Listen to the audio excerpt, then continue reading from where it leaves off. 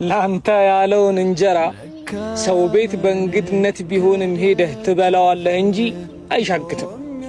ወፊ ሰማኢ ሪዝቁኩም ይላል አላህ። የእናንተ ርዝቃችሁ ከሰማይ ሰማያት በላይ አላህ ዘንድ ነው ያለው። ወማ ቱዓዱን የምታገኙት የምትረዘቁት ደግሞ የተጻፈላችሁና ቃል የተገባላችሁ ነገር ነው ይላል አላህ ሱብሓነሁ ወተዓላ። በርዝቅ ጉዳይ ላይ ማንም እናንተን አይቀድምም፣ እናንተም ማንንም አትቀድሙ።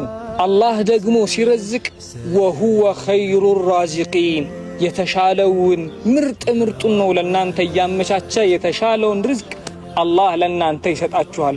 እናንተ ብቻ ሰበብ በማድረስና በተወኩላችሁ ላይ ጽኑ እንጂ የተሻለው ርዝቅ የሚመጣው ከአላህ ነው ይላል አላህ ሱብሓነሁ ወተዓላ።